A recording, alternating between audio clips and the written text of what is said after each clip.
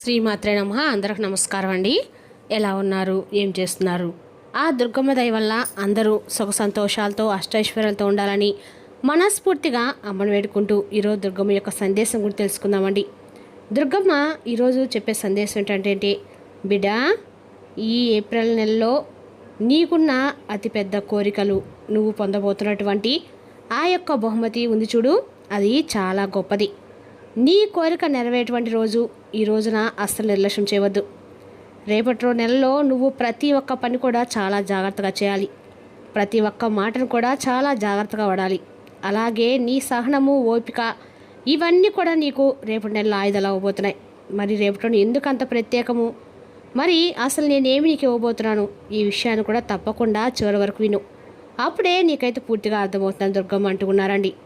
మరి ఈ సందేశంలో ఉన్నటువంటి పరమార్థం ఏంటో ఆ తల్లి మాటలో విని తెలుసుకుందాము. ఇప్పుడే కొత్తగా మన ఛానల్ చూసినట్లయితే దయచేసి ఛానల్ సబ్స్క్రైబ్ చేసుకొని వీడియోకి లైక్ చేసి సపోర్ట్ చేయడం మాత్రం మర్చిపోకండి. మరి అంతకన్నా ముందుగా ప్రతి ఒక్కరికి కూడా ఏవో సమస్యలు ఉంటాయండి. సమస్యలు ఎవరంటే ఉండరు కదా. అంటే ప్రేమ, పెళ్ళి, ఉద్యోగం, వ్యాపారం, ప్రేమించి మోసపోవడము, నాగదోషము, సంతానం లేకపోవడము, భార్యాభర్తల మధ్య గొడవలు, ధనం నీకలు లేకపోవడము, రాజకీయము, కోర్టు సమస్యలు, మీ మీద చెడు ప్రయోగాలు చేయటము, మీరు కోరుకున్న స్త్రీ కావాలనుకుంటున్నారా, మీరు కోరుకున్న పురుషుడు కావాలనుకుంటున్నారా, అయితే ఒక్కసారి మన గురుగారిని సంప్రదించండి. మీరు ఎక్కడెక్కడికో వెళ్ళి జ్యోతిష్యం చెప్పించుకొని నిరాశ చెంది ఉంటే మాత్రం ఒకసారి మన గురుగారు సంప్రదించండి. శ్రీ వారాహిదేవి జ్యోతిష్యాలయం అండి. మన గురువు పేరు వచ్చి శివగారు. మీరు సంప్రదించిన ఫోన్ నెంబర్ 9099835894. చాలా నమ్మకమైన గురుగారండి. మన గురుగారు అఘోర తాంత్రిక విద్యతో స్త్రీ పురుష వశీకరణము 100% గ్యారంటీ చేస్తారు. ఒకసారి నమ్మకంతో ప్రయత్నించండి. దూర ప్రాంతం ఉన్న వారు కూడా ఫోన్ కాల్ ద్వారా ప్రతి ఒక్క సమస్యకి ఖచ్చితమైన పరిష్కారం కలదండి. ఒకసారి నమ్మకంతో ప్రయత్నించండి. ప్రతి ఒక్క సమస్యకైతే విత్ ఇన్ డేస్లో పరిష్కారం చెప్తారు. ఒకసారి మన గురుగారిని ప్రయత్నించండి. ఇప్పుడు దుర్గమ్మ మనకు చెప్పే సందేశం గురించి తెలుసుకుందామండి. దుర్గమ్మ, రేపటి నెలలో నువ్వు ఒక మంచి పొందేటువంటి అవకాశం అయితే ఉంది. ఆ యొక్క బహుమతిని కానీ లేదా నీ కోరిక కానీ ఇలా ఏదైనా కావచ్చు. నీవు ఎంత అమూల్యమైనటువంటి బహుమతిని, నీ కోరికను ఎలా పొందబోతున్నావు అనేటువంటి విషయాన్ని తెలుసుకొని నీ జీవితం ఎంత అమూల్యంగా ఉండబోతుందో రేపటి నెలలో తెలుసుకున్నట్లయితే కనుక నీవే నివ్వెరపోతావు. అసలు ఈ సందేశ రూపంలో మీ ముందుకు ఎందుకు వచ్చానో తెలుసా? నీ కష్టాలను శాశ్వతంగా దూరం చేయడానికి నీ చుట్టూ ఉన్న వారందరూ కూడా నిన్ను ఆశ్చర్యంగా చూస్తారు. నీ మనసును గాయపరుస్తున్నారని ఆలోచించావు, దిగులు చెందావు. నీకు చెడు చేయాలని చూసేవారి నుండి నిన్ను దూరంగా ఉంచాను. కొన్ని సూచనలు కూడా నీకు పంపిస్తున్నాను. తప్పకుండా వాటి ద్వారా నువ్వు తెలుసుకో. ఎవరు నీకు చెడు చేయాలనుకుంటున్నారనేది అలాంటి వారికి నువ్వు పూర్తిగా దూరంగా ఉండే తీరాలి. వారితో నీవు విరోధం మాత్రం పెట్టుకోవద్దు. అయితే నీ పనేది నువ్వు చూసుకుంటూ వెళ్ళు. పట్టి పట్టినట్లుగా ఉండు చాలు. వారు ఏదైనా కానీ మాట్లాడితే నువ్వు కనీసం సమాధానం కూడా చెప్పనవసరం లేదు. అంతేకాని నీ విషయాలన్నీ కూడా వారితో పంచుకొని ఈరోజు చాలా అంటే చాలా బాధపడుతున్నావు. అయితే మోట నుండే నువ్వు చాలా జాగ్రత్త పడాలి. కానీ మోట నీ గురించి నువ్వు అన్నీ చెప్తున్నావు, నువ్వు చేసే పని గురించి చెప్తున్నావు. అన్నీ చెప్పిన తర్వాత రేపటి రోజు ఏం చేసి మాత్రం ఏం లాభం చెప్పు? ఈరోజు కనీసం నీకంటూ ఒక ప్రత్యేకమైనటువంటి స్థానాన్ని నువ్వు క్రియేట్ చేసుకోలేకపోయావు. అలాగే ఎంతమంది చెప్పినా కానీ వినలేకుండా వీలైనంత సహాయం చేయాలని నువ్వు ఆలోచించావు. కానీ సహాయం పొందిన వారు నీకు వెన్నుపడిపోస్తానని నువ్వు అనుకోలేదు కదూ. నీలో మాత్రం నేను ఎప్పుడు కూడా స్వచ్ఛమైనటువంటి మనసును మాత్రమే చూశాను. ప్రతిఫలం అనేది ఆశించకుండా అందరికి నీకు చేతనైనంత సహాయం చేయడం చూశాను. నువ్వు ఎంత మంచి మనిషివో, ఎన్ని మంచి పనులు చేశావో అందరికన్నా కూడా ఒక దుర్గమ్మగా నేను అర్థం చేసుకున్నటువంటి నాకు మాత్రమే తెలుసు. అయితే ఫలితాలను మాత్రం ఏ విధంగా నువ్వు పొందలేదు. అంటే అటు ఆర్థికంగా కావచ్చు, లేదంటే జీవితంలో మంచి లక్ష్యాలను కావచ్చు, లేదంటే కుటుంబ సభ్యులు అటువంటి ఒక మంచి స్థానాన్ని కావచ్చు. ఇలా నీ కష్టం అంతా కూడా పూర్తిగా బూడిదలో పోసినటువంటి పన్నీరుగా మిగిలింది. కానీ నీకు ఏమీ కూడా ఉపయోగపడలేదు. నీ ద్వారా ఎంతోమందికి ఉపయోగపడి ఎంతోమంది సంతోషంగా వారి వారి గమ్యాలను చేరుకొని ₹1 సంపాదించుకొని ఆనందంగా నీ కళ్ళ ముందున్నారు. కానీ నీవు మాత్రం అక్కడే ఉన్నావు. నేను చేసిన తప్పేమిటి దుర్గమ్మ నన్ను ప్రతిసారి అడుగుతూనే ఉన్నావు. కానీ నువ్వు నా మాత్రం సలహాలను పొంది నా ద్వారా ₹1 సంపాదించుకుంటూ అందరూ నాకే సలహాలు ఇస్తున్నారు. అందరూ కూడా సంతోషంగా ఉంటున్నారు. నేను ఆపదలో ఉన్నప్పుడు ఎవరు కూడా ఆదుకోలేని చెప్పి నిరాశ చెందావు. కానీ ఎవరి దగ్గర కూడా ఎప్పుడు నువ్వు చేయి చాచలేదు, ఏది అడిగింది లేదు. కానీ నిన్ను మాత్రం చాలా చులకన భావంతో పలకరిస్తున్నారు. చాలా చులకన భావంతో నిర్లక్ష్యంతో నీతో వ్యవహరిస్తున్నారు. కొంతమంది వ్యక్తులు నువ్వు చెప్పాలంటే డబ్బు కంటే కూడా నీకు నీతి నిజాయితీ, అలాగే నిజాయితీ సంపాదించడం ఒక రూపాయి మాత్రమే కావాలని చెప్పి అనుకున్నావు. కానీ అక్రమంగా ఏ రోజు కూడా ఎవరి సొత్తును కూడా నువ్వు కోరుకోలేదు. ఎవరి నుండి కూడా అన్యాయంగా ఒక రూపాయి సంపాదించే ఊహ కూడా నీకు చేయలేదు. ఇదే నీకు అన్ని రకాల కూడా నా ఆశీర్వాదం దగ్గర చేసింది. నీ ప్రశాంతమైనటువంటి జీవితాన్ని నువ్వు దూరం చేసుకున్నావు. అవును, నిజమే. నీవు ఎంతో ప్రశాంతంగా గతంలో చాలా ఆనందంగా ఉండేదానివి కూడా. కానీ కొన్ని సంవత్సరాలుగా నువ్వు గమనిస్తే ఎవరినైతే నువ్వు హక్కును చేర్చుకున్నావో, ఎవరినైతే నమ్మి నీ విషయాలు నువ్వు చేస్తున్నటువంటి పనిని, నీకు వస్తున్నటువంటి ఆదాయాన్ని, అభివృద్ధిని అన్నీ కూడా తెలియపరిచావో, అప్పటి నుండే నువ్వు గమనిస్తే నీ జీవితంలో ఒక్కోటి కూడా ప్రశాంతత, ఆనందం, డబ్బు, ఐశ్వర్యం, అలాగే కుటుంబంలో ఉన్నటువంటి విలువ ఇవన్నీ కూడా తగ్గుకుంటూ వచ్చాయి. నువ్వు గమనించు, చాలా నుండి నువ్వు ఎవరికైతే ప్రాధాన్యత ఇచ్చావో ఆ వ్యక్తులు నిన్ను కొట్టి పారేస్తున్నారు. ఆ వ్యక్తులే ఈరోజు నువ్వు కనీసం ఏదైనా మాట్లాడని చెప్పి ప్రయత్నిస్తున్నా నిన్ను దూరం పెట్టేస్తున్నారు. కానీ నీ మనసుకు చాలా గాయంగా ఉంది, చాలా బాధగా ఉంది. నాకు బాగా తెలుసు. ఒక తల్లిగా నేను అర్థం చేసుకోగలను. కానీ నీవు డబ్బు కంటే కూడా మనుషులు ఎక్కువ ప్రార్థిస్తావు, అలాగే భగవంతుని ఎక్కువ ప్రార్థిస్తావు. అయితే రెట్టింపైనటువంటి ఆనందాన్ని నీకు ఇస్తాను, రెట్టింపైనటువంటి గౌరవాన్ని నీకు ఇస్తాను. ఎవరైతే నీ ద్వారా లబ్ధి పొందారో వారే మరలా నీ కాళ్ళ దగ్గరికి వచ్చేలా చేస్తాను. అయితే ఈరోజు నీకు లేచినప్పటి నుండి నీ మనసు తేలిగ్గా, చాలా సున్నితంగా ఉంటుంది. అలాగే ఒక మంచి వార్త నీకు ఎంతో ఆనందాన్ని ఇస్తుంది. ఇప్పుడు నీ మనసులో నీవు ఇలా అనుకుంటున్నావు కదా, చూడు, నాకు మాత్రమే ఎందుకు ఇన్ని కష్టాలు ఇచ్చావు? నేను అడగకుండా నాకు డబ్బు ఇచ్చావు, అడగకుండానే సహాయం చేశావు, అడగకుండానే కుటుంబ బంధాలు ఇచ్చావు, అన్నీ వాటన్నిటికీ ఎందుకు దూరం చేశావు? అంటే కాలం ఎప్పుడు ఒకలా ఉండదు. నాకు చెప్పడానికి ఇలా చేస్తావా, లేదంటే ఎవరు నీ వ్యక్తులు ఎలాంటి వారు తెలుసుకోకుండా మూర్ఖత్వంతో నువ్వు ఇలా ప్రవర్తించడం మంచిది కాదని నా కళ్ళు తెరిపించడానికి ఇలా చేశావని అనుకుంటున్నావు కదా. నిజమే, నీవు అనుకున్నటువంటి రెండో విషయమే నిజం. ఎవరు ఏ వ్యక్తులు నిజమైనటువంటి వారు, ఏ వ్యక్తులు నీతో నటిస్తున్నారు, ఏ వ్యక్తులు నీతో ప్రేమగా మసులుకుంటున్నారు అనేటువంటి విషయాలను నువ్వు తెలుసుకోలేక మూర్ఖత్వంగా ఇంకా నమ్మిన వారిని గుడ్డిగా నమ్ముతూ మోసపోతూ ఉన్నావు. అది చూసి నేను భరించలేకపోయాను. ఒక్కసారిగా నిన్ను ఎంత ఎత్తునైతే ఎత్తానో అంతే కిందకు లాగేశాను. ఇప్పుడు నీ దగ్గర ఏమీ లేకపోవచ్చు, కానీ నీ దగ్గర బోలెడంత మంచి గుణం ఉంది, బోలెడంత మంచి ఆలోచనలు ఉన్నాయి, మంచి జ్ఞానం ఉంది. తిరిగి మరలా డబ్బు సంపాదించగలవు, తిరిగి మరలా కీర్తి ప్రతిష్ట పొందగలవు.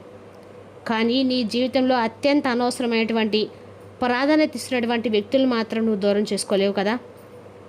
ఇప్పుడు అర్థమైందా ఏ వ్యక్తి ఎటువంటి స్వరూపమో, ఏ వ్యక్తి అసలు స్వరూపము, ఎలా ఉంటున్నా అనేది ఇప్పుడైనా జాగ్రత్తగా మసులుకో. ఎవరి దగ్గర ఎలా ఉండాలి, ఎవరితో ఏం మాట్లాడేటువంటి విషయాలను ఎంతవరకు మాట్లాడాలి, ఏ విషయాలను వారితో మనం చెప్పుకుంటున్నాం అనే దాని గురించి ఆలోచించుకో. సంతోషం, డబ్బు ఇవన్నీ ఏముంది, ఇవన్నీ కూడా క్షణంలో కలిగిపోయేవే. కానీ ఎన్నో సందర్భాలు రాకమనదు. మనిషి అన్న తర్వాత కష్టం వస్తుంది, సుఖం వస్తుంది. కానీ కష్టంలో ఉన్నప్పుడు రేపు ఈరోజు సంతోషంలో నీకు తోడుగా ఉన్నవారు రేపు నువ్వు కష్టంలో ఉన్నప్పుడు నీకు తోడుగా ఉండాలి కదా. మరి అలాంటి వ్యక్తులు కేవలం నీ దగ్గర లేరే.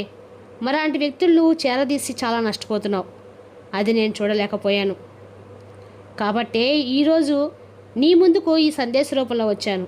నీవు నన్ను దర్శించుకొని ఎంతో ఆప్యాయతగా ఎన్నో కబుర్లు చెప్తావు. అలాగే నీవు నన్ను ఎంత స్వచ్ఛంగా పూజిస్తూ ఉంటావో, అంతే స్వచ్ఛంగా నాపై నమ్మకాన్ని పెంచుకున్నావో, అంతే స్వచ్ఛంగా నేను కాపాడుకుంటూ రావాలి కదా. నువ్వు కోపంలో ఉండి కూడా నా గురించి ఎన్నో రకాలుగా ఆలోచిస్తావు, నాకు అభిషేకం చేస్తావు, అలాగే నాకు ప్రసాదం పెడతావు. నా గురించి ఎన్నో ఆలోచనలు చేసేటువంటి నీకు నీ గురించి మాత్రం నేను ఆలోచించిన ఏమిటి, బాగోగుల గురించి నేను ఆలోచిస్తాను. ఈ విషయాన్ని మాత్రం ఎప్పుడు మర్చిపోవద్దు. నా బిడ్డమైనటువంటి నువ్వే నా గురించి అంతగా ఆలోచిస్తే ఒక తల్లి స్థానంలో ఉన్నటువంటి నేను నీ గురించి ఇంకా ఎన్ని ఆలోచన చేయాలో చెప్పు. నీకు ఎంతో గొప్ప జీవితాన్ని ఇవ్వాలని చెప్పి ఎన్నో కలలు కన్నాను. ఒక్కసారిగా నువ్వు నీ చేతులారా నువ్వే కొన్ని విషయాల్లో తప్పులు, అలాగే తప్పుడు మార్గాలను, తప్పుడు వ్యక్తుల్ని నీ జీవితంలోకి ఆహ్వానించి చేతులారా నీ జీవితాన్ని బూడిదపాలు చేసుకున్నావు. అయినప్పటికీ బాధపడాల్సిన అవసరం లేదు, భయపడాల్సిన అవసరం అంతకన్నా లేదు. నీ జీవితం మునిపెన్నడు కూడా లేనటువంటి అందంగా తీర్చిదిద్దుతాను. ఎప్పుడు కూడా వ్యతిరేకమైన ఆలోచనలు, అలాగే వ్యతిరేకమైన మనుషులతో సహవాసం, నీ మంచి జీవితాన్ని కోల్పోయావు. ఇక నుండైనా జాగ్రత్తగా ఉండు. నీ కర్మ ఉన్నటువంటి దోషాలన్నీ కూడా తొలగిపోయాయి. ఇక నీ మనసులో ఏ సందేహం పెట్టుకోవద్దు. అలాగే నీకు దూరమైన వ్యక్తుల గురించి ఆలోచించవద్దు. నిన్ను దూరం పెడుతున్న వ్యక్తుల గురించి ఆలోచించవద్దు. అవసరమైనప్పుడు అన్ని బంధాలు కలుస్తాయి. అవసరమైనప్పుడు తప్పకుండా నీ కళ్ళ దగ్గరకు రావాల్సిన వ్యక్తులు సందర్భానుసారంగా నీ చుట్టూ చేరుతారు. అప్పుడు నువ్వు ఏం చేయాలో తెలుసా? కేవలము వారి వైపు అలా తీక్షణంగా చూసి ఒక్క చిరునవ్వు నవ్వు చాలు. అది వారికి ఎలా ఉండాలంటే వారు చేసినటువంటి వెన్నుపోటుకు ఒక పెద్ద గాయంలాగా మిగలాలి. అలా ఉండాలి నీ చిరునవ్వు. నీవెదురు చూన్నటువంటి అదృష్టాన్ని ఇస్తాను. నీవు అడగినటువంటి ధనాన్ని ఇస్తాను. నువ్వు ఎప్పుడు కూడా చూన్నటువంటి కీర్తి ప్రతిష్టలు ఇస్తాను. అలాగే అవన్నీ ఇచ్చిన తర్వాత నన్ను మాత్రం మర్చిపోవద్దు. అంతేకాకుండా నీ చుట్టూ ఉన్నటువంటి పశుపక్షాదులపై ఇప్పుడు ఎలా ప్రేమను చూపిస్తావో అప్పుడు అంతే ప్రేమను చూపించు. అలాగే ₹1 వచ్చిందని ఎప్పుడు కూడా ఆ రూపాయి నీ దగ్గర ఉందని 10 మందికి చెప్పుకోవద్దు. కొంతమంది నీ చుట్టూ ఉన్నవారు నీ అభివృద్ధిని కోరుకుంటే మరి కొంతమంది నీ దగ్గర ఉన్నటువంటి ఆ రూపాయికి పోతే బాగుండని చెప్పి అనుకునే వాళ్ళు ఉంటారు. కాబట్టి ఎవరు కూడా నమ్మి నా దగ్గర అంత ఉంది ఇంత ఉందని, ఎంత వస్తుంది అంత వస్తుందని ఎప్పుడు చెప్పుకోవద్దు. అలాగే నువ్వు చేసేటువంటి పనిలో అది కేవలం నీకు మాత్రమే లాభాన్ని ఇచ్చేటువంటి పని అయితే నీవు నలుగురికి పంచుకోవాల్సిన అవసరం లేదు. అలా పంచి వారి దగ్గర నువ్వు చిన్న చూపు అవసరం అంతకన్నా లేదు. కాబట్టి జాగ్రత్తగా ఉండు. నీ లక్ష్యాన్ని నువ్వు చేరుకునే సమయం వచ్చింది. ఇక నిన్ను ఎవ్వరూ ఆపలేరు. నిన్ను ఎవరూ కూడా అవమానపరచలేరు. నీ చెయ్యి నా చేతిలో ఉంది. నువ్వు సురక్షితంగా ఉంటావు. నేను నీకు చెప్తున్నాను కదా, అర్థమైందా? ఇకనైనా ప్రశాంతంగా నిద్రించు, ప్రశాంతంగా ఆహారం తీసుకో, ప్రశాంతమైనటువంటి ఆలోచనలు చేయి. నీ నుండి దూరమైన వారి కోసం ఎప్పుడు ఆలోచించవద్దు. నీకు దగ్గరైన వారి గురించి ఆలోచించు. నీకు విలువ ఇచ్చేటువంటి వారి గురించి ఆలోచించు. కేవలము నీ గురించి ఆలోచించే వారి గురించే నువ్వు కూడా ఆలోచించు. కాబట్టి నిజాలు తెలుసుకున్న తర్వాత నీ మనసు ప్రశాంతంగా ఉందనుకుంటున్నాను. నా మనుషుల్ని నా భక్తుల్ని నేను ఎప్పుడు కూడా చిన్న చూపు కానివ్వను. ఎప్పుడు కూడా నలుగురిలో అవమానపరచనివ్వను. ఎప్పుడు కూడా తక్కువ కాకుండా చూసుకుంటాను. మనం ఎప్పుడో చేసినటువంటి పుణ్య ఫలితం మనకి ఏదో ఒక విధంగా ఏదో ఒక రూపంలో మన దగ్గరికి వస్తుంది. ఈ గొప్పతనం ఏమిటో తెలుసా? మనకు ఏదైతే అనిపిస్తుందో అది మనం చెప్పగలమో, కానీ మన గురించి భగవంతుడు ఏమనుకుంటున్నా అనేది ఆయనకు మాత్రమే తెలుసు.